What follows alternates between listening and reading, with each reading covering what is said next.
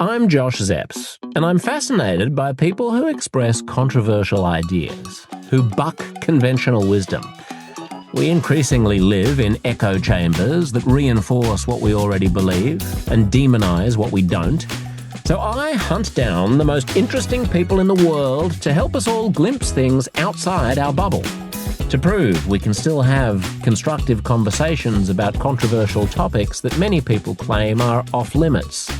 Join my Substack list and follow me on Instagram and YouTube to never miss a conversation that might just expand your mind and change your life. Today, we're in New York City, catching up with two of the world's most interesting thinkers. One of them is the infinitely astute analyst of internet nonsense, of the way good ideas turn bad and bad ideas turn worse through the filters of online social pressures. His hit show with Katie Herzog, Blocked and Reported, analyses the pieties and groupthink of internet tribes. Today's other guest is probably the most articulate and clear-headed contemporary thinker on race and social justice, on tribalism and civil rights. I thought a conversation between the three of us would be of interest to you. Their names are Singal and Coleman Hughes, and this is Uncomfortable Conversations. So Jesse, you brought us to a beautiful park. I didn't bring us here. Coleman brought us here. That's racist. Brought us to the park. White people are always getting credit for black people's work. Yep. That's true. Are we going? Hang on. Yeah, we're going. All the emotional you should labor. Can you start this by telling the urinal story you told before we started recording? Okay, so there was this guy. No, I didn't think you'd There was actually. this guy. Of course, I'll take the bait. I'm never going to say no. Always say yes. I was going to use this on my the podcast. First rule of improv. In Sydney, there was an iconic gentleman who would dress himself in a wetsuit and snorkel and goggles and go into the toilets of various gay bars and lie down in the communal urinal, one of those metal urinals that would a trough that would go all the way along the wall. Yeah. And he would lie there and writhe around while other gentlemen pissed on him. That's like going on Twitter. That's like going on Twitter. Why do you want me to tell that story? I don't know. Why were I you just even telling that story before we started recording? You I got don't up out of remember that. nowhere. It didn't come out of nowhere. Coleman and I wouldn't were tell like, it let's keep without this reason. classy. We're in Morningside Heights, Morningside Park. Where are we? Morningside Park. I feel like we're on like Coleman, a cable access to show. give you proper credit, Yeah. you brought us to this did. magnificent park, which it has a long history of homicide. What happened here? Oh, yeah. A girl got killed here on the steps when I lived here. I lived here for 2 years, actually probably one block from where we are right now. Okay. And as I was explaining, the park is kind of ergonomically created for crime, which just leads the NYPD to have an impossible task of policing it every night because it's there's so many nooks in which to commit crime and so many hapless And it has a series people of walking through. sort of stairways, kind of MC Escher stairways to nowhere. Exactly. That you can hide It's in. a stairway to heaven because you're going to get killed on it. Stairway to heaven or hell, depending. Well, thank you for bringing us here, Coleman, to give you due credit. I've been out of the States for a little while. You can Venmo me for my emotional labor. Very good, I will. So what's been going on in America, guys? All good? Yeah. Anything Pretty much. happening? we had a Nothing rough really patch. notable. Yeah, things are good. Yeah, I think things are good. I That mean, might we've be a short got podcast 'cause Okay. there's like the fabric of like civil society is definitely not Right. fraying. Everyone's really happy about the election. yeah, both because we have choices. two great candidates. Yeah. One of whom is just a really mentally sharp guy, and the other is The just other of a whom is a mentally morally sharp guy. unimpeachable character who just hasn't done anything wrong in his whole life. So we have some good options, Right. and everyone's happy How did that happen? that we have such good options. That you have such bad options, dropping the Oh Lord, sarcasm for a moment. how's that happened? Jesse? I don't know. I mean, the Trump side, he just has completely taken over the Republican Party. You can at least explain it like he's just this bizarre, horrible force. The Biden side seems like it was just like an accident. Like he was just accidentally the right guy for 2020, and then once he was the right guy, who within the Democratic establishment is going to pull the trigger and be like, maybe he's not the guy the next time? Well, him. I know, but if you were I don't president, think you wouldn't happen. step down. If I know I was you. 104, I would. Yeah, I'd be Once like, you're I have other lying in the things to piss do. trough, you're not going to voluntarily You're leave. not I gonna think leave it's the a piss trough. catch-22 because the type of person who thinks they should be president almost never volunteers to step down. Yeah. That's a characteristic of politicians. I mean, we saw Dianne Feinstein be practically catatonic and, wouldn't admit to that, right? Even if she could. So it's a characteristic of politicians. They never want to step down. What has to happen is the people in their immediate circle have to do the brave thing and say, I'm sorry, Joe, you are too old. You are right now too old for this the profession. problem is that you can't really... Do you mean do that in And there's private or no- in public? Private and public, and there's no incentive for anyone to break ranks like that. No one wants to be the first person to betray Joe because he might get rid of that person, right? Well, also, I think it's maybe trickier than it would be because like it's not like he's blocking some brilliant up and comer. Who's it going to be Right. if it's not Harris? Would I think be a disaster. Mayor Pete, like who is it? Well, I mean, isn't it the case that any generic Democrat beats Trump and any generic Republican beats Biden? Polling-wise, there's like reason if you to just believe pick, that. just go to the Midwest and find a Democratic governor of a reddish state and just put them in. They can't be worse. Gavin Newsom. But the problem is, I mean, you can't do that. You can't remove the president. You can't run. You would have to run against the president. The problem is that which is hard to do. With which you can't do without destroying him, and then Donald Trump wins. It's like there's a whole machine. I don't know. I'm not trying to be conspiratorial, but there is like a machine of the Democratic Party, and there's a lot of people whose incentive is to, I guess, have it be Biden again. And we can't say for sure that a replacement level. I mean, I think a replacement level Democrat would be better, but Biden. I'm not sure about the machine thing. I actually think the problem in America is that your parties aren't strong.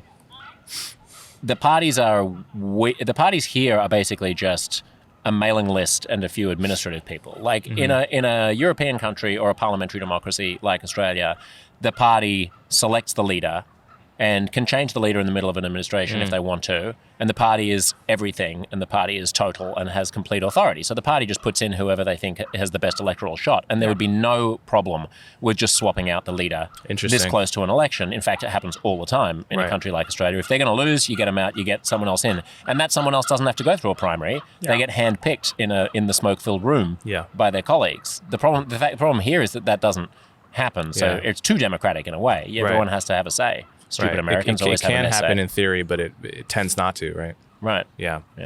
All right. Well, now that we've solved American politics, how's the culture doing? Any culture wars Similarly going great.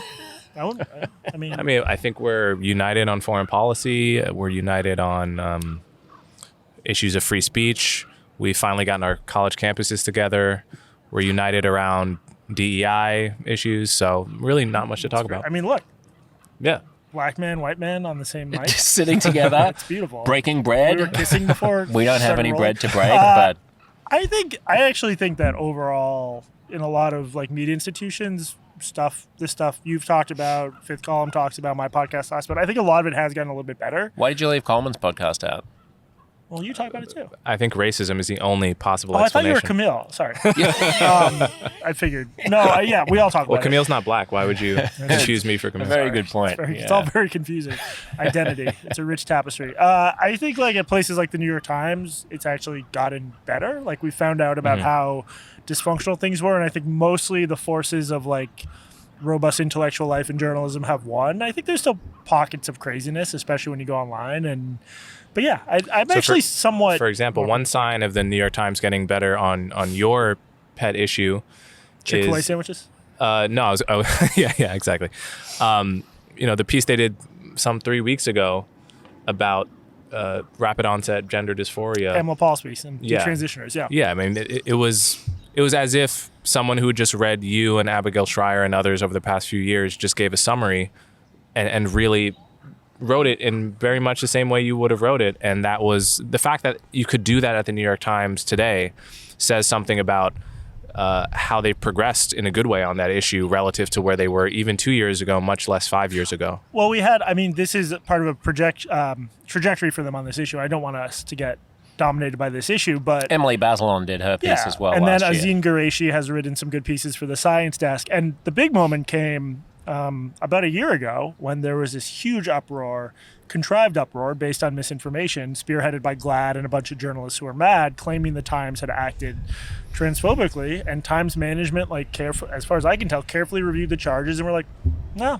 you guys are activists, we're journalists, we do different things, and which was the right decision because the reporting has been.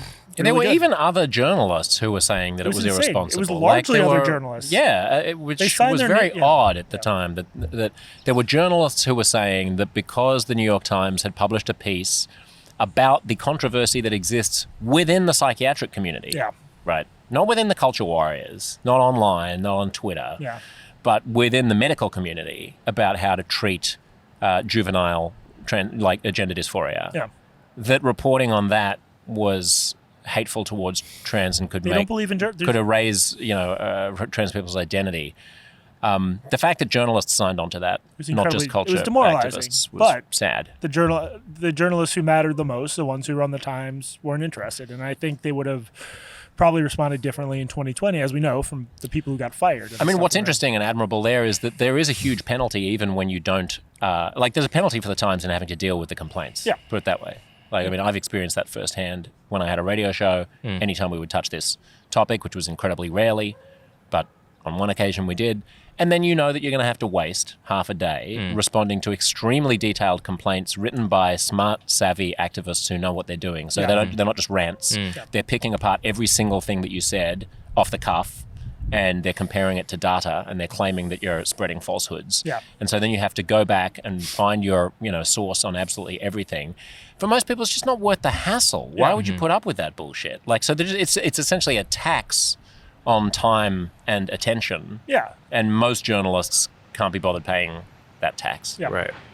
I mean, I think another example of progress is just the fact that my book was covered in the New York Times and I was covered in the New York Times in a way that wasn't sneering or unfair. I mean, this was Jeremy Peters' piece from maybe a month ago.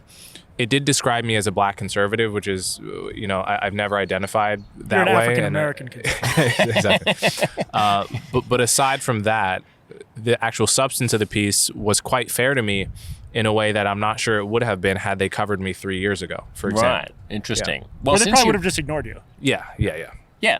Since you mentioned your book, what's your book about, Coleman? Yeah, my book is about, it's called The End of Race Politics, Arguments for a Colorblind America. And in the book, Sounds I try edgy. to... Yeah, well, no, it's upset no one, as you can... No, it's upset some folks. But the idea of the book is there's this idea of colorblindness, which is caricatured as pretending not to notice race. But the version I argue for is, obviously we all see race. You can see that I'm not white. I can see that you are white, right? But... He's Australian. right. Exactly. I'm white adjacent. But, you and I... in any way that matters, would try to treat each other without regard to race, right? That's what colorblindness means. And the more controversial portion is to get race out of public policy, to have our public policy be race neutral. And wherever we want to treat issues of disadvantage in society, to do that on the basis of class, not race. So that's the basic thesis of the book. And there's a whole underneath of the iceberg to all of those arguments, but that's the potted summary. Doesn't colorblindness also... I mean, it's a tricky thing because when you say that, of course, you notice color, it's true that, physiologically, your retina is observing, color differences.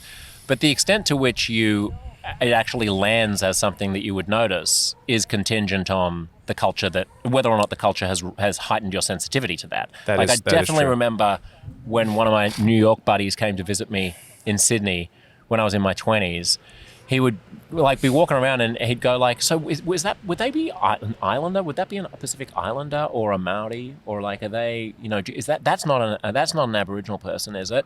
And he would say it after the person had just walked past. And I would actually be I don't remember. I'd have to go back and look at the person. It didn't, it wasn't something that I noticed because the ethos of colorblindness, I mean, race just was not a thing that was talked about other than racism is the worst thing in the world, so don't do that thing. And apart from that, there was very little consciousness of it. Right. If I were growing up today, there would be extreme consciousness of it, and I would be extremely conscious of my white privilege.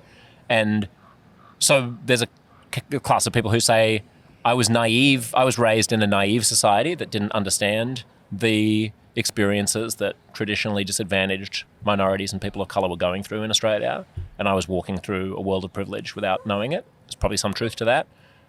And then there's another side that says, actually, we'd be better off trying to aspire to go back to, the 1990s and 2000s. Well, I would be firmly on the second side of that argument. You make a very good point. This is one thing that separates race from gender.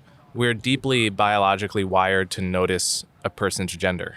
That has fairly little to do with culture or how you're raised. And they've, if you'd said, they've actually done was that a studies on guy this. or a girl, I'd be like, oh, well, it was a woman. Yeah, you'd notice immediately, and What is it's a actually woman? it's actually subconscious. We're getting to you, Jesse. Don't worry. You actually can't help but notice, and also children notice, right? With race, it actually is quite culturally influenced, and there's a few different ways of seeing this, which is to compare, your sensitivity with others, people from other countries, but also to notice that children actually often don't notice race in the sense that they don't think in racial categories. They obviously notice color, but they actually they could go a whole day not thinking that someone was one race or another if they're not taught to think that way.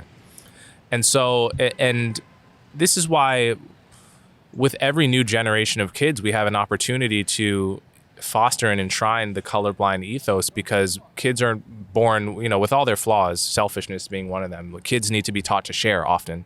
They don't need to be taught not to be racist, because it is broadly the default unless they're educated into racism. But won't they find forms of tribalism as they gang up on each other? And won't the color of your skin be an inevitable cleavage? Not necessarily. I don't see. So yes, tribalism is certainly inevitable, but why would that tribalism fall upon racial lines necessarily? It would be much more likely to fall along the lines of like my T-ball team versus your T-ball team, right? Right, or some other in-group or out-group metric, I suppose. Or my school Always versus do your something. school. Yeah. Yeah.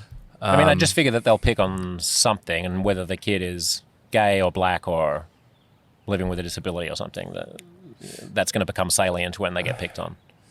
It could, but if you raise kids with the Martin Luther King ethos, understanding that race, I'll tell you, I grew up in a town that was very racially diverse, and Where was that? Montclair, New Jersey. Oh yeah, just And- across the river. Yeah. Right. And it's not to say that there was no racists, but the racists were absolutely the very rare exception to the rule, and I lived as a child as colorblind as one possibly could. I had kids of every race. I had friends of every race. And I did not. Bombshell. I was a young dad. Huge if true. Coleman fathers. I didn't care what race my kids were. Okay, I had kids with women of every race. No, I had friends of every race, and I did not see them primarily as raced individuals. I saw them as people, and was seen in turn by them. Right, but isn't that so. because you lived in a world of privilege? I mean, isn't the counter argument to that it's a different experience being a middle class kid in Montclair, New Jersey, than the average experience for the average black person in America? Yeah, but that wouldn't. My experience wouldn't have been different had I been. There were poor kids in my town too, right? In my brain, Montclair just has streets paved with gold, and there are trees made of candy. No, it's a mixed income. It's a mixed income environment too. Look, if there's huge cultural differences between kids, if there's a language barrier between kids, okay, these are things that are going to naturally create friction. But insofar as you speak the same language and you share enough culture, it doesn't follow from the fact that I'm poor and you're middle class or upper middle class that's going to transform into a racial barrier between us. Yeah. Right. Well, Jesse, you're a famous racist. What do you think? I mean, other than thinking Coleman is very clean cut and eloquent, I guess articulate. Articulate. I forgot That's what articulate. Obama said about. No, that's what Joe Biden said about Obama. Is that right? Well, Obama is articulate. He is articulate. He's clean cut. Yeah.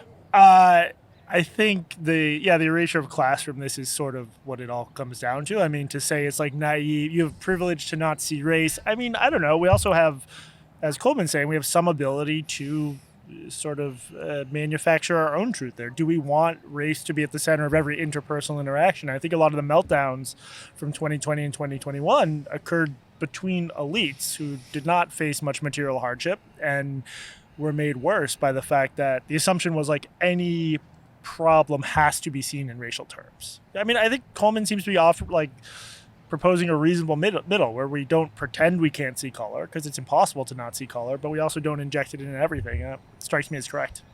Mm-hmm. Is it naive to expect that we won't? I mean, the counter argument is that what you're saying is admirable, but the reality is that we'll never get So there. Claudine Gay is a good example. Claudine Gay appears to have plagiarized. She did plagiarize. We can argue how bad the plagiarism was, but it became a big part of the discourse that she was being treated unfairly as a black woman. This is the head of Yale? Harvard. Come on, man. Sorry, I'm not Totally across my different American schools. culture war stories. The irony with that, of course, was that for the same congressional testimony, Liz McGill, who is white, was essentially canned at UPenn. Right. But Claudine Gay, a black woman, survived that same offense insofar as you agree it was offense, and only once you added almost 50 examples of plagiarism did she then get and she wasn't fired. She's no longer president. She makes $900,000 as a professor. Also, I don't want to be really offensive, but was she properly qualified for that job in the first place? A little bit racist. Probably not. I mean, I won't pretend to be an expert on the standards for hiring a university president, but she actually had rather few publications even just to have gotten tenure. I mean, this happens again. The same true. thing has happened in Australia recently, where there was a big brouhaha over somebody getting fired, and they claimed that it was because they're a person of color. And the thing you're not allowed to ask is like, quite apart, set aside the question of whether or not that's true, because if it's true, it's horrible, but it's probably not true. But B, would you have been hired for that position in the first place if you weren't a person of color? I think in Claudine Gay's case, it's almost a certainty she wouldn't have been hired were she not a black woman.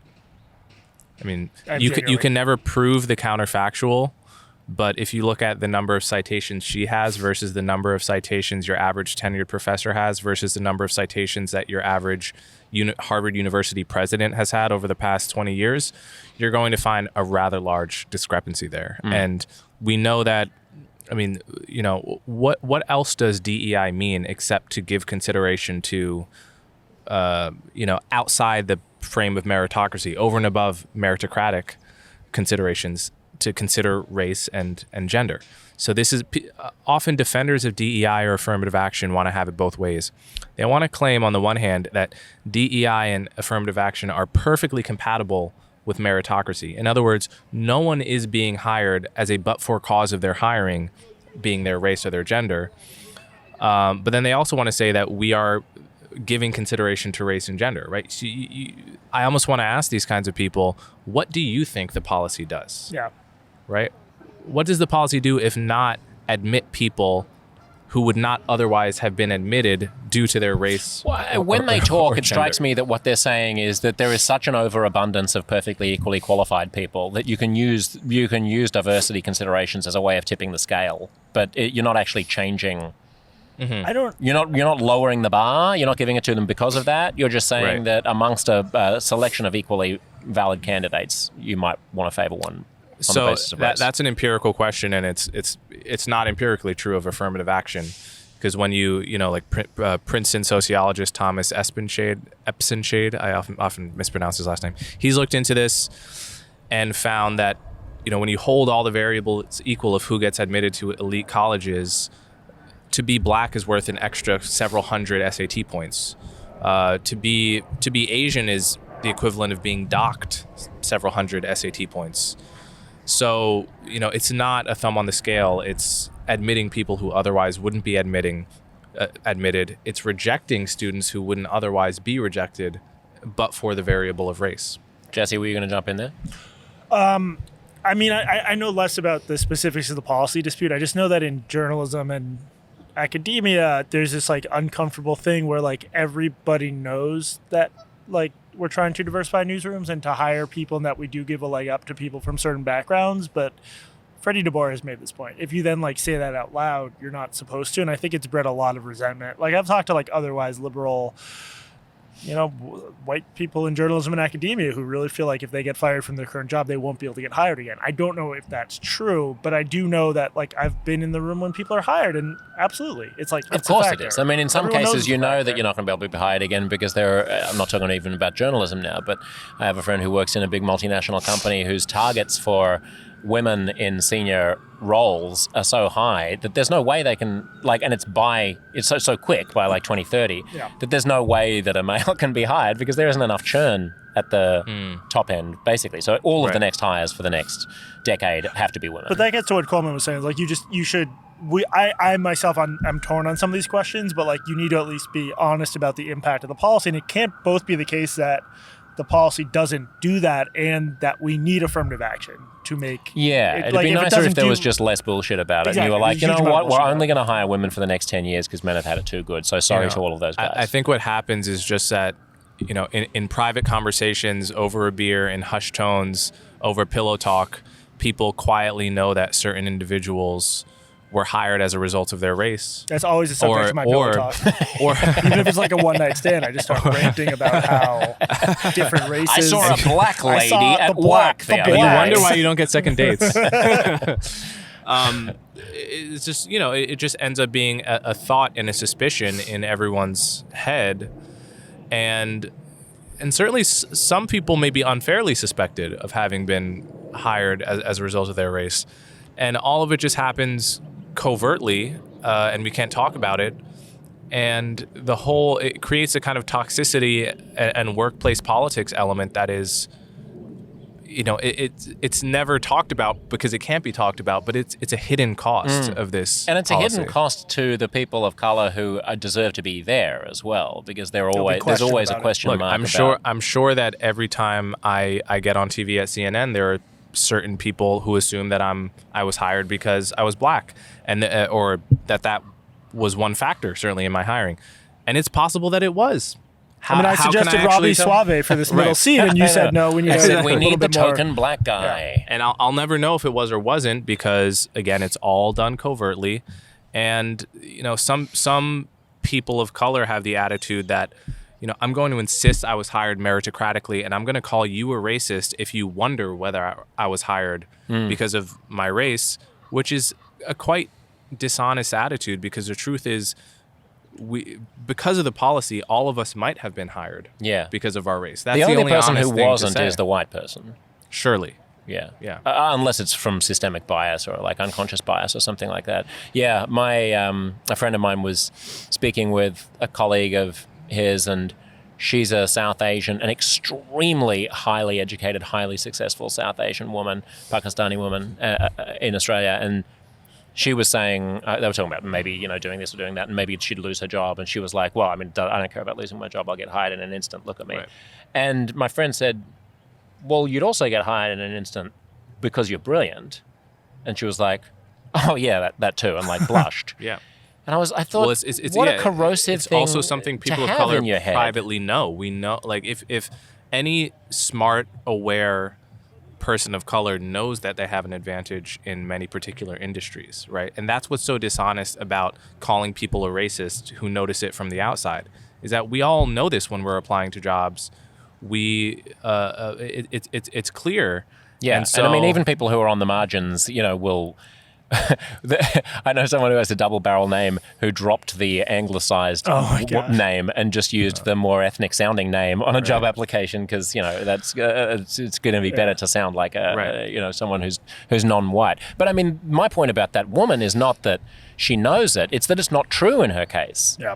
It's that she'd get the job if she was a white man because she's brilliant and qualified. Right. And so she's inherited this jigsaw piece of corrosive bullshit in her head. But there's a lot of brilliant and qualified. Like any job, especially in media, there's probably even a high-ranking job, 50, 100, 150 people who can do it. I mean, that's the problem. So, for example, when I was, I don't remember how old I was. I might have been 7th or 8th grade.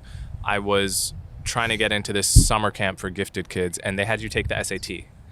And whatever score I got was good enough that the teacher said, given what the score you got and, you know, your race, you're going to get into any college you want. And, it's not like I had a 1,500 or 1,600 in those days. You're just saying numbers that I don't understand, but that's fine. Right. I had a good score for a 7th grader. Right. And so she just said, based on that, and you're going to get into any college that you want. And she was right. Okay, so... Well, you had to settle for one of the worst Ivy League ones. Right? Yeah, exactly. Columbia.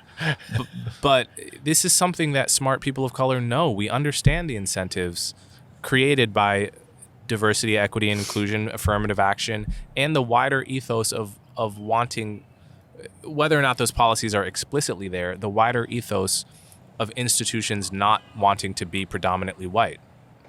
So on inclusion, like the diversity, equity, and inclusion piece, Jesse, there's been like this movement towards making workspaces more tolerant, right? More inclusive, more welcoming. Like bring your whole self to work is one of the slogans that you hear HR departments say. So if you are, if you want to let your freak flag fly, then come to work and everyone will respect that. Sorry, which employer is this? This is just me now that I'm independent. Exactly. My producer can let his freak flag I will take this job you're offering me. As long as my entire freak flag. Can I bring a snorkel to work? You can bring a snorkel. The arseless chaps are optional. But part of this is that I've heard from like Christians who are like, I can't bring my whole self to work. Like it's selective about the whole selves that can be brought to work. Yeah. Right? It's fine. It's fine for me as a gay man to come to work and like talk about, gay shit. It's not necessarily, I don't know what gay shit. I'm such a bad gay, I couldn't even finish the end of that sentence with a clear example. Like, I had to say, whatever the gays talk about. Yeah, so anyway, I had a dick in my mouth, and let me tell you. There I was. But there was this Christian who was saying like that their opposition, for example, to gay marriage, or like their belief that it might be desirable for the family structure is a more desirable way to structure society than for everyone to be off promiscuous in their wetsuits with their snorkels in a urinal trough.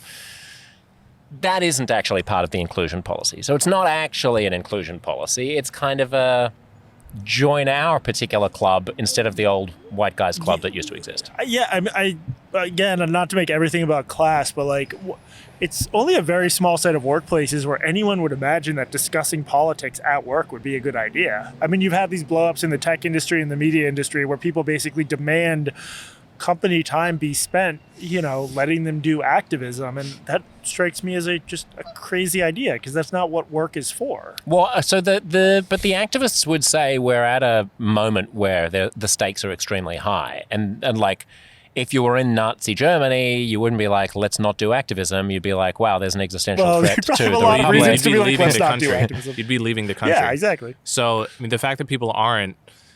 Haven't you heard of all the people who are going to move to Canada? And yet never do. And we're just saying that like Blue Sky is like the Canada of the internet, because some people have moved from Twitter to Blue Sky. This is a Twitter alternative for progressives. But no one actually moves to Canada. Hang on, there's a massive gap between things being bad enough that they warrant everybody getting on deck and chipping in to try to save the Republic, and things being so bad that you leave the country. Well, no, if you make $250,000 as a Google engineer and you're saying things are so bad, Google needs to take time and resources and spend them on my personal political preferences, I would argue things are so urgent. Well, why are you working at Google? Put our mission as a company on the back burner. Yeah, makes no sense. And now front load a political conversation where employees may disagree. I don't see how that is. I mean, you'd have to get to a pretty high level to warrant that. Yeah, too, well, right? But I'm just saying that level exists, and so the fact that concede to me that there is a point at which things could get bad enough that it became legitimate for a You'd workplace have to talk about it at work. Yes, certainly to talk about rallying itself together. Especially if the vast majority of employees are on board. I mean, isn't a workplace allowed to be like, most of us, don't want to see January 6th happen again. Imagine Trump wins again and things go pear-shaped, and then we're talking about, we're in 2028 or whatever. You can imagine and Joe Biden is the nominee. You can imagine a nightmare scenario in which one might regard it as being justifiable that a workplace allows. You say it's just different from political opinion. The people who hold that opinion don't see it as a political opinion. I hold the opinion too. I just don't think work is like the. Anyway, Coleman. So I'm going to say, in the summer of 2020, when half the cities in America were on fire, riots everywhere. You had a city like Minneapolis where like 1,500 businesses were damaged or destroyed. If you wanted to come into work and just denounce the riots, well, how would those same people feel? Those same people would say, oh, well, now you're bringing politics into work. You sound like a conservative. And on your argument, this would be justified because, there's a crisis going on. There's a legitimate crisis going on. And the problem is, if you have a company, you should be allowed to pursue the mission of that company and put politics on the back burner up until the point that you have a legitimate crisis threatening the existence of the company itself. Right, the company can, but what if the company chooses not to? Because isn't Well, the they point choose not. that You can do whatever you want with your company. You can have you can have a neo-Nazi company for you can have a leftist company. You can have a right-wing company. If you make that explicit, and you can have company values and only hire people that meet those values, whatever those values are. That's not illegal in America, but most companies don't try to be apolitical, right? Most companies, they have a fiduciary duty to the shareholders, and they're not really political entities. Well, they do pretend to be. superficial signaling stuff, especially since 2020. They have been, though they need not. No, I agree. They need. I mean, look, it's not like And in fact, there are certain companies where that works at cross purposes with the aim of the company. Oh, of course. So, for example, the Netflix example, Netflix is trying to create content for the entire country, essentially, right? That means they want non-Christians, they want LGBTQ people to watch they want Christians to watch, and they need to create content that appeals to everyone. So if you have a problem with certain values, it's going to be difficult to work at the company, right? And that's what they said to their employees at one point. Jesse, we'll finish the thought. No, I mean, Netflix was also, the views in question are often held by a very small number of people. Netflix was a really good example. A group of employees were mad about Dave Chappelle. So even though you can go on Netflix and watch 2 hours of teenagers being brutally murdered, that's not offensive. Dave Chappelle making jokes about I don't know, like the Saw movies or something. I don't know. I'm basically making that up.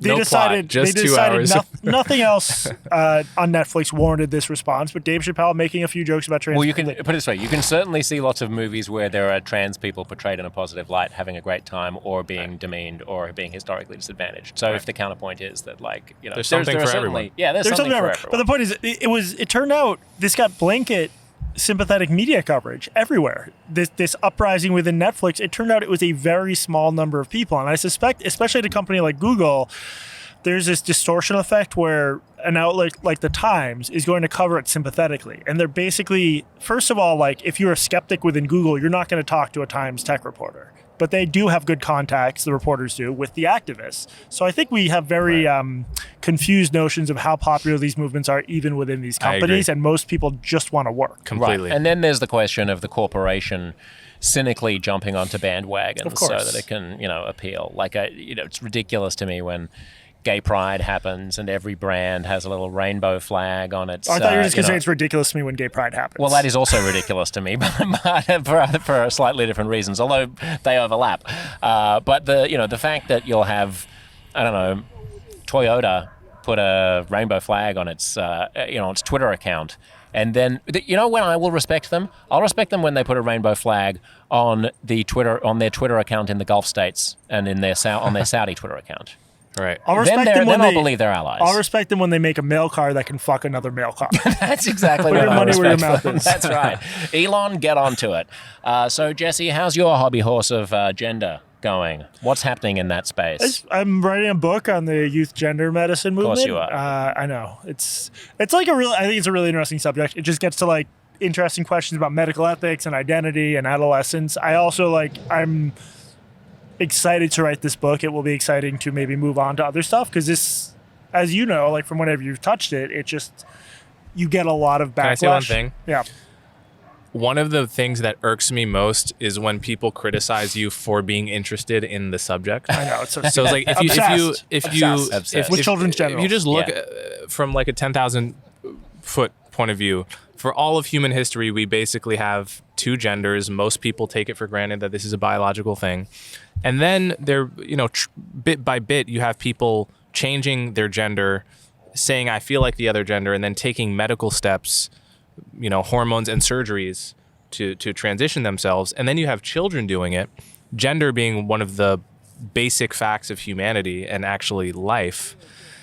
And so anyone who's interested in this, who is not themselves trans, must have some kind of, quote, weird obsession with children, as opposed to this being one of the most interesting phenomenon that is happening in the modern era. Well, the other thing, regardless of what you think of it, whether you're for or against it, you cannot doubt that this is one of the most interesting phenomena happening. So to be interested in it, like there could be no other explanation other than that you have some weird obsession is patently absurd. Well, it's also absurd because this issue has gotten blanket positive coverage, like a lot of magazine covers. Well, they always push back which and indicates say interest. That's what I'm saying. But they always push back and say, have you seen Fox News? Have you seen what Republican legislatures are doing in southern states? Like, there is a war on trans people. You can't say that the coverage is all positive just because it's the New York Times and the Washington Post is covering. I think the situation's complicated where there's states that are passing legislation that seems regressive, and I don't think banning these treatments is the right idea.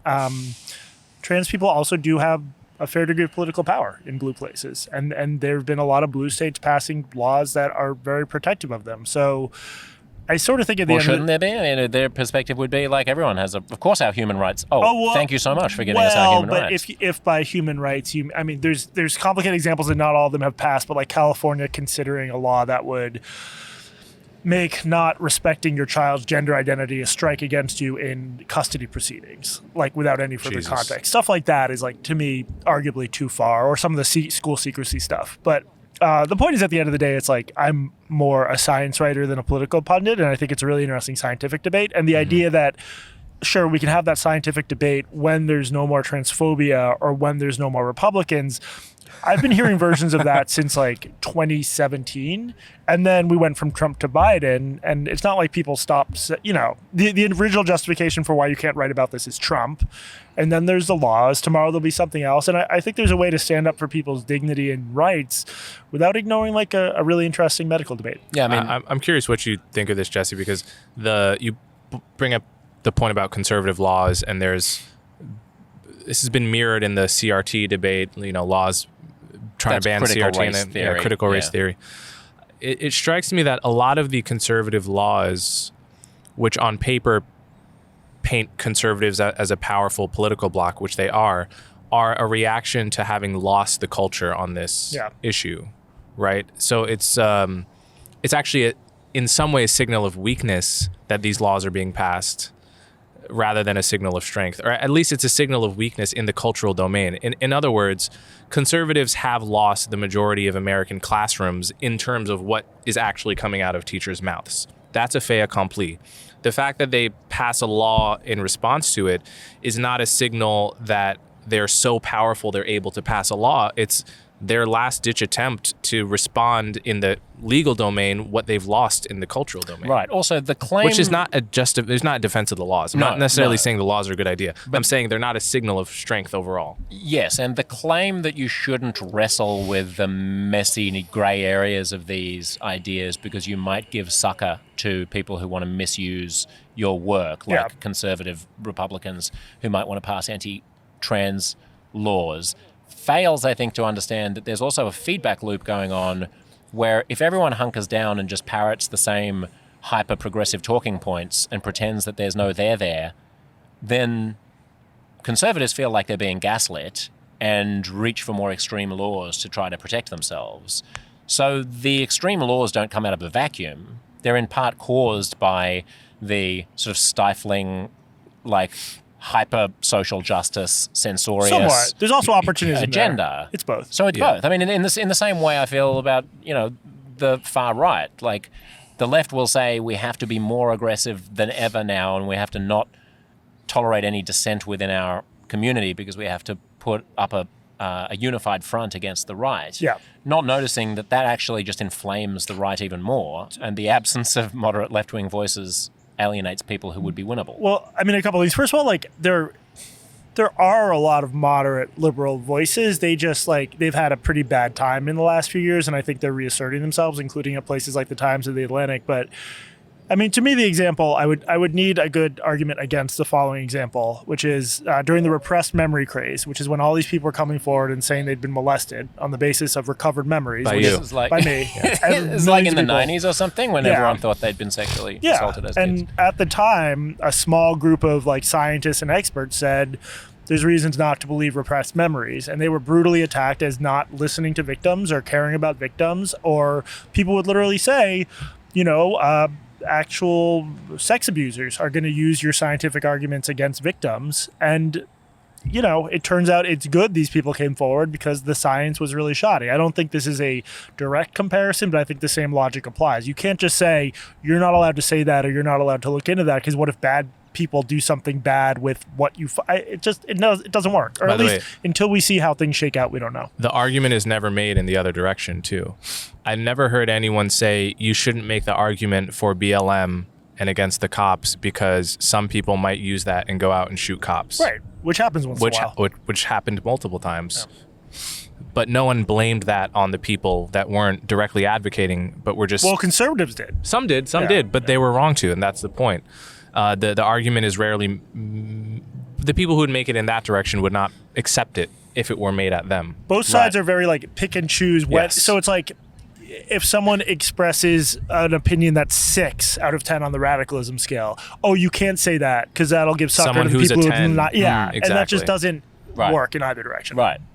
Yeah, I mean, there's also there's a kind of a circling of wagons, or particularly on your topic, Jesse, where I always forget the analogy that's about it's got to do with a moat and the scuba bridge diver and the urinal. the scuba diver and the wetsuit and the Mott and Bailey. That's right. Yeah.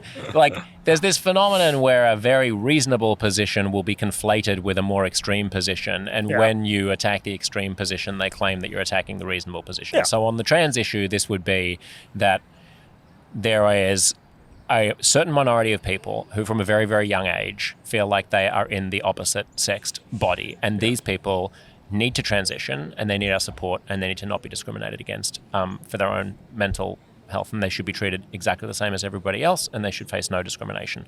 And everybody except a bigot agrees with that claim, I think. Then there's what you see amongst middle school and high school kids at the moment, where 2/3 of the class are all gender fluid and non-binary, and it's actually there's a lot more social capital and kudos in being, for example, if you're an effete gay boy, it might actually be cooler to be a trans girl in some than it is to be an effete gay boy. And if you're a girl who's awkward and on the spectrum and you're a lesbian, it may actually be cooler to be a trans boy in your class than to be who you are. And it's very difficult to wrestle with those phenomena of social contagion without being accused of being someone who denies the former claim. That's right. And I mean, and I think everyone knows a version of that is happening in some communities. No one's saying it happens in rural Mississippi, but obviously in blue cities. It's a lot of communities in big progressive cities. And and this idea that if you ask any questions about where a 13-year-old got their sense of identity, you're attacking them is just crazy because they're 13. You can do it in a compassionate way. You can try to figure out what their social media habits are, and there might be a subset of these kids who in the long run really might benefit from transitioning, but it's just been interesting because even the argument that there should be careful assessment in these cases is met with furor. Although I do think things have improved, and especially because Reuters has a team on this, the Times did good reporting, the Washington Post has run a couple things. So, but as the mainstream comes around to this, is there a risk that the people who were the most censorious and captured by the ideology gaslight us and pretend that they never were? Oh yeah, they're already gonna. Yeah, and they're we were never saying that. We were always more reasonable. And then you become the demon for having raised it in the first place. And Jesse was just a transphobic bigot, but we were never the unreasonable people who he ever claimed. I think in the social media age, it'll be harder for them to do that. But I think there's already a version of that happening. A version that happened. It's a whole other rabbit hole, but in the UK with this debate over reforming the Gender Recognition Act, of basically moving in a direction towards self-ID. Helen Lewis, who's been on our podcast, lost a voice acting gig merely for having asked questions about whether self-ID was the right approach. And then years later, that's basically mainstream Labour Party policy is we maybe went too far in that. But no one is apologizing or reflecting. But I'm not really looking for that. I just want to try to do decent reporting on it. And Helen Lewis is the most reasonable person in the universe. She's way too nice to anyone. Anyone who's Helen Lewis is a raging bigot is psychotic. Yeah. Where do you see the heat of the culture wars at the moment, Coleman? I mean, not what particular issue, but like what velocity and what temperature. I'm sort of wrestling with social media, the onset of AI, what it's all doing to our heads, the radicalization of people who I knew who were reasonable, who are mutual friends and colleagues of ours. What's happening? Yeah, well, I think we're living it, so it can be hard to view from a 10,000 foot perspective, but just the advent of social media and smartphones starting around the early 2010s is going to end up being a major societal technological change, on the order of the television or, I don't know, maybe the printing press, maybe not quite that. But I think it's going to be looked back on as a kind of break in history that led to all kinds of downstream trends of a kind that we may not fully understand for a long time. But, in the middle of it, there's a lot of craziness happening. Just the possibility of echo chambers, the siloing of information that wouldn't have been possible in, say, 2005, the speed with which information could travel. I mean, these I'm hardly the first person to tell you this, but these are massive sea changes in the way that human beings absorb information and communicate that are going to have really, and have already had, dangerous and wacky downstream consequences. And of course, there have been good aspects to it as well. Jesse, how do you avoid the echo chamberification of your mind? I found it's helpful just to view all people as pretty similar. There's a small subset of genuine psychopaths, but most people are really influenced by in-group, out-group stuff, and they'll defend their friends different from how they'll defend their enemies. In the case of wrongful accusations, I think it's just basic social psychological principles, and a lot of people come to believe their tribe is inherently good and the other tribes are inherently bad. If you view things in a more universal light, I think that helps prevent you from going crazy. But I will say, I don't know, Substack has been absolutely life-changing for me and has put me in a much more secure position than I was. But the downside is you do hear the most from the folks who might subject you to audience capture. Yes. On the gender thing, you hear from people with pretty intense views on it, or I'm sure with you hear from all your racist buddies, from your Klan rallies. Whatever the issue is you've written the most about, you'll probably hear from a subset of very intense people. I get people very mad at me that I use preferred pronouns, who really think that makes me a traitor to their cause. And it's I'm not, I understand I'm an opinion journalist sometimes, but I don't view myself as on a team. And I think that's important to not view yourself as on a team. I think it's a very valuable thing that you just said about distinguishing between what your audience needs and what you hear from your audience. Yeah. Because the kinds of people who are most likely to hit you up are not necessarily representative. Yeah. And I mean, I'm very conscious of this as I just embark on my Substack adventure, that I really have to, whilst I welcome feedback from the audience, I'm always going to temper that with the reality that there are a lot of people rushing around on busy lives who don't have time to send me a message. Yeah. And I have the ultimate arbiter of what I produce has to be my own instinct for integrity and, interest and credibility and authenticity. Yeah. And you just hope then that the audience for that is large enough, that it's lucrative. But it seems like a lot of people haven't noticed that, because there are a lot of people who have listened to the loudest voices at the farthest edges of their audience and pursued them relentlessly and gone down the rabbit hole. Sorry, I talked over you, but they've let those voices influence the worst parts of their own personalities. There's some extremely successful people who are conspiracy theorists at this point, and I might agree with them on a small subset of things, but they've really gone off the deep end, and I think it's because, unfortunately, that's the revenue and audience maximizing strategy, is to go off the deep end. It may be, and I don't think it's done consciously by those people. I think it's done subconsciously, and this is a point I think I made before, which is that intelligence and let's say fair-mindedness or temperament are two separable traits. There are people that are highly intelligent but don't have an even or cool-headed temperament such that they can easily be swayed by emotion into rabbit holes and conspiracy thinking. And there are people that are not all that intelligent, but just have extremely cool temperaments, such that they're not likely to, get caught up in a wave of a frenzy that will take them to It's like IQ. deep I rabbit think holes. EQ might be fake, but imagine like IQ and EQ like quadrants. Right. You can be high or low on either of them. Totally. Or not quadrants, And but- what determines whether, I think some of the people you're thinking of that are extremely smart people, it's like when they were making sense, you loved them. And then it's not like they got dumb overnight. It's just that the audience capture and the pushback led them, because for reasons of temperament, to go in directions that are essentially crazy. And now all the intelligence is applied to craziness. Or they got the COVID vaccine and that destroyed their brain.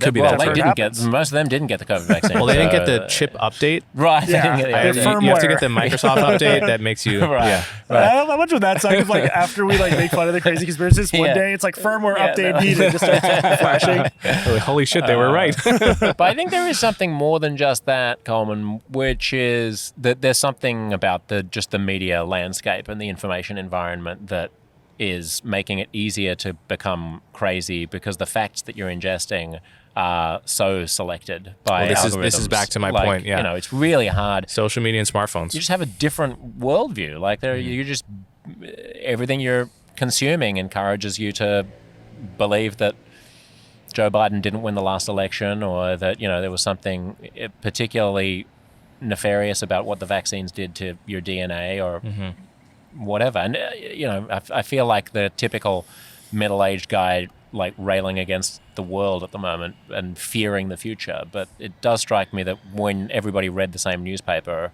and at least had a baseline grounding of coherent, consistent facts, it was probably easier for everyone to feel like they were participants in a single demos. Oh, absolutely. I mean, I think there's this notion of the water cooler conversation, which is, in the year, let's say 2005 or something, everyone saw the season finale of The Sopranos, whenever that was, and was talking about it at the water cooler at work, or whatever, the season finale of Lost, or, and in the even earlier era, when there were fewer channels, the set of people that just all saw the same thing and can now talk about it was like much Carson wider. or Ed Sullivan and people like that. And so even obviously we're talking about news and politics, but even in the domain of entertainment, the likelihood that you watch the same shows as the person you're going on a first date with is much lower, I would assume, today than it was several decades White ago. Lotus and Succession. Yeah. Everybody watched those. Some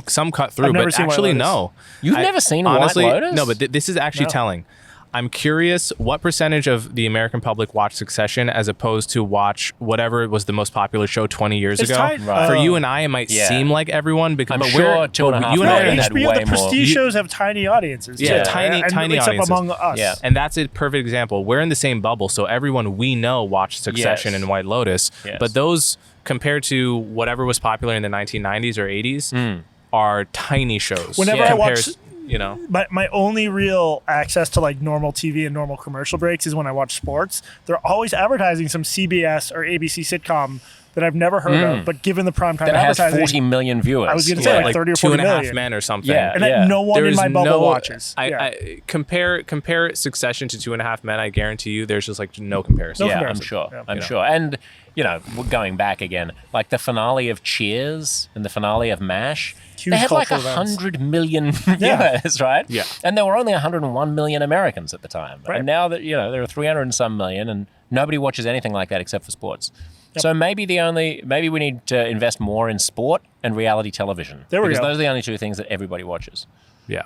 We've solved Except for Jesse, who doesn't watch White Lotus. Why didn't you watch White Lotus? it. I don't know. Everyone says it's really good. Not enough kids. Not enough kids. Yeah. Not enough kids in it. I also Jesse have never does. seen It's not Lion on King children's or channels. Schindler's List. Somehow I should Oh, watch them Schindler's both. List is great. What was the the first other one? Lion King. Oh, both Lion great. King. Yeah. Yeah. I was a big Aladdin guy growing up. Well, Jasmine. Well, if and when you have children, you will watch The Lion King. Okay. And Fantastic it will film. be great. Okay. Schindler's List, also fantastic. great for Not a as funny. 5-year-old. Not as funny.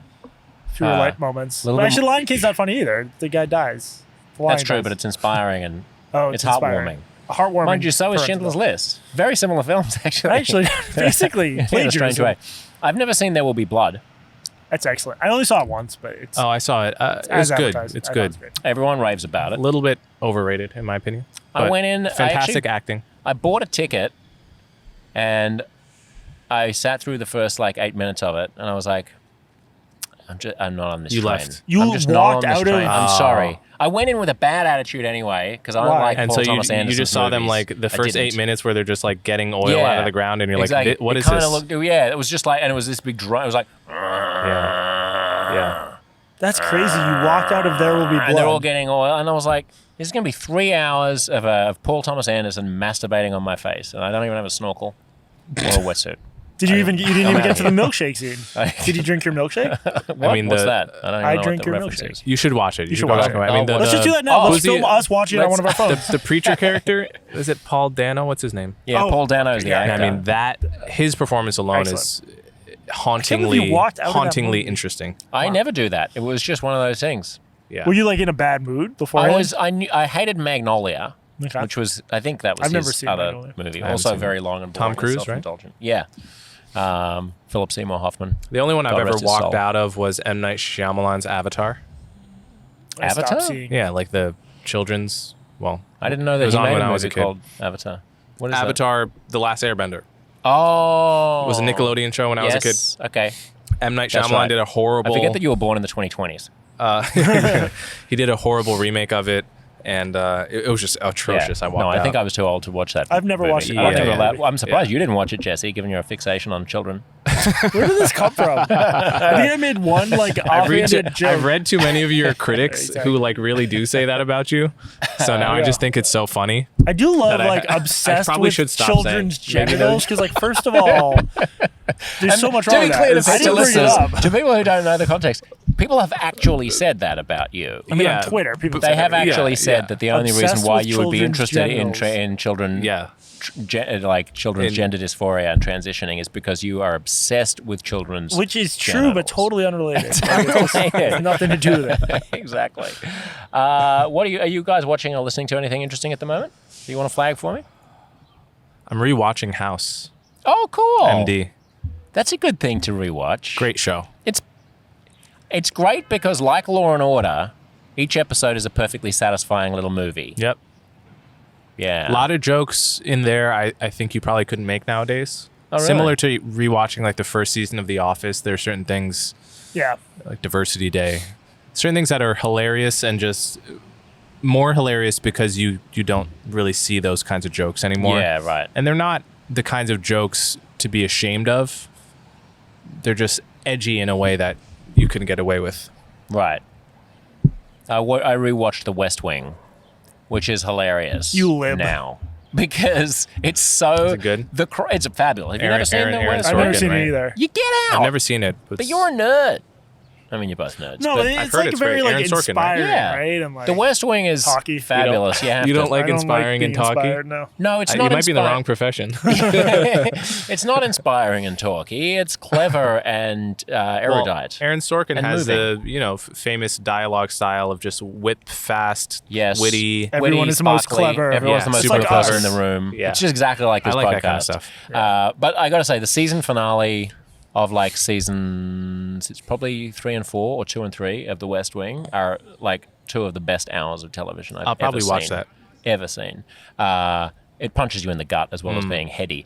But what I was going to say about it, but I won't spoil it now, is that it started in 98 or 99, and the geopolitical crises and the political crises that they're dealing with, which were really pushing the envelope Yeah. then, are so tame I know. now. It's like we're worried ooh, Al there Qaeda might be fire. an assassination Yeah. of somebody Yes. in the Middle East. It's like not like literally- the whole Middle East is on fire. Yeah. Donald Trump running for these. One of our boats might get a single missile shot Yes, at it's us. exactly. It's like that. crazy. It's like, no, seriously, Israel is dealing with a really difficult negotiation with the Saudis or something. Not it got invaded. It's amazing to watch over the past 20 years how much higher the stakes Well, it's like the whole become. like Seinfeld era thing. Like you can only have Yeah. a show about nothing during a period when the country was like fairly fat and happy. Yeah. We couldn't do that Oh, anymore. probably fatter now. Give us credit. We're definitely fatter now, yeah. So what happens in the future then? Are we so Just in follow general? the trajectory from the West Wing to here. Fast forward another 20 years, and like I don't know, like Kanye's president. Kanye's president. If we still have presidents. I think sort of the like epistemic crisis, to use a highfalutin term for it, I only see that getting worse. I don't see how that kind of stuff's going to get better. Because like it's interesting to me that even because I cover online bullshit, me and another group of people who are in the general, Obama, I don't know, Liz Warren, to Barry Sanders, like we actually Elizabeth Warren is a Liz to Bernie. you? Are you that close? we had a thing for a little while. Right, all right. Your pillow talk was all about Exactly. Like, even people who really occupy a narrow band of the political spectrum and agree on a lot of stuff are tearing one another's throats out and have completely different views of reality, like basic questions.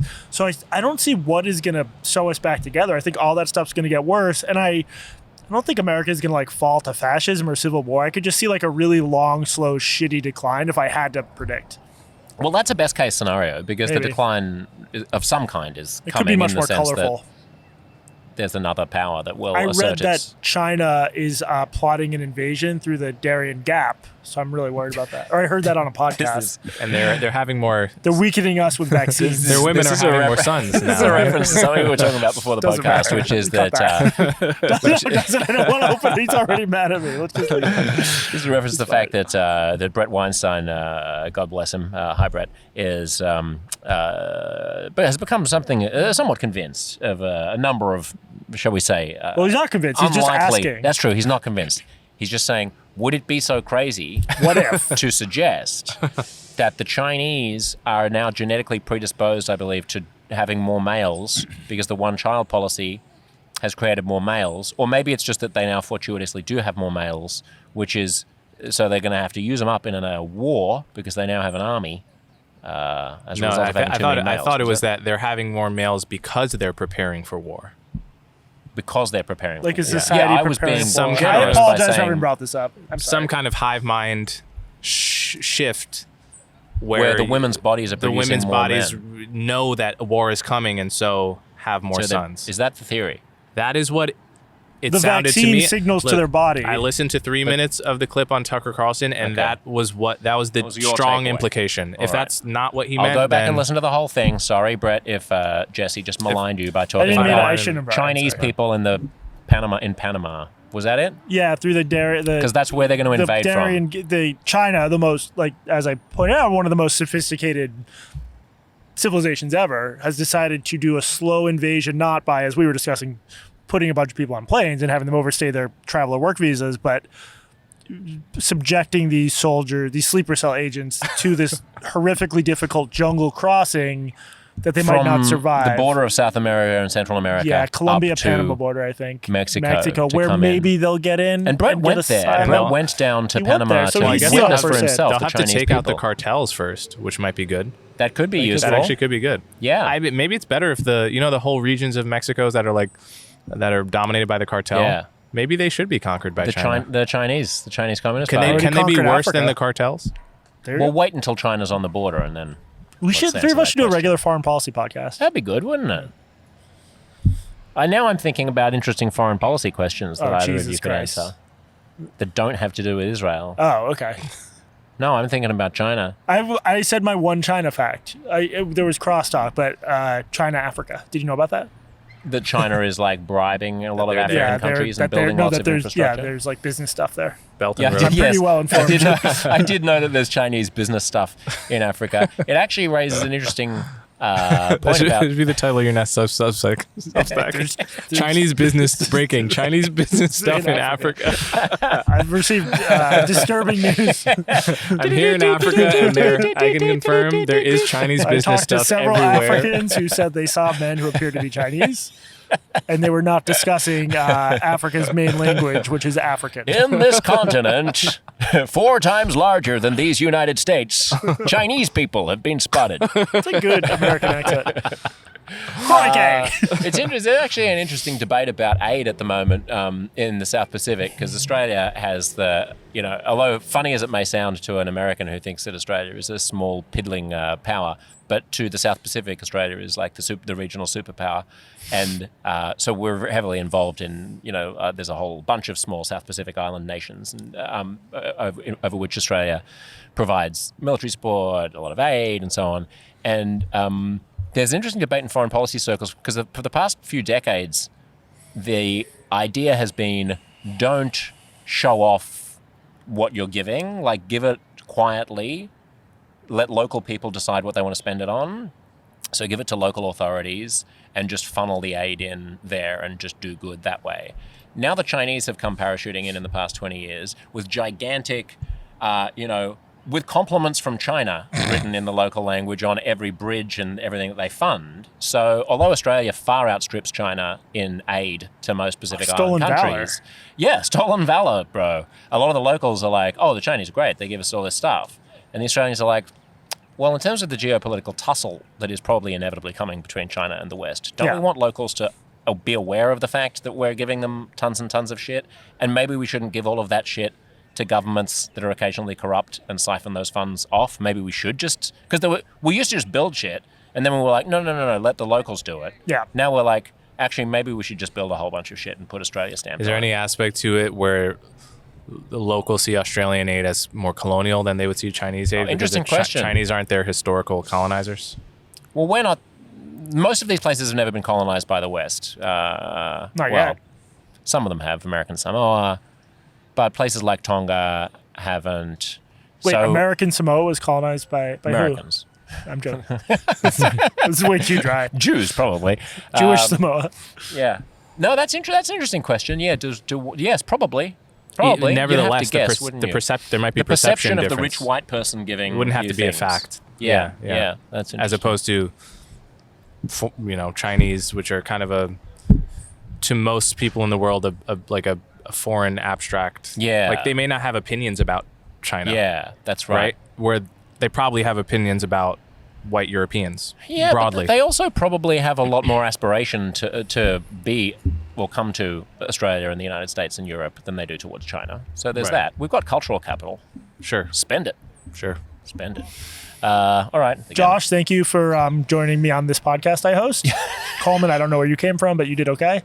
Is that the sign off? Thank you. That's a good sign off. Thanks, Josh. Thanks, Josh. Thank you. I hope you enjoyed New York. What's the coolest thing you've done in New York? We got woods. Well, I mean, you may be forgetting, I lived in New York for quite some time. I think once you do a decade here, then you can take the boy out of New York, Jesse, but you can't take the New York out of the boy. Wow. You know what they say, what happens in New York stays in New York. I mean, on this particular 24-hour period, nothing has happened to me apart from talking to you guys. And which feels very much like being mugged. Although not knifed. So that's good. Good for Morningside. Thank you. All right.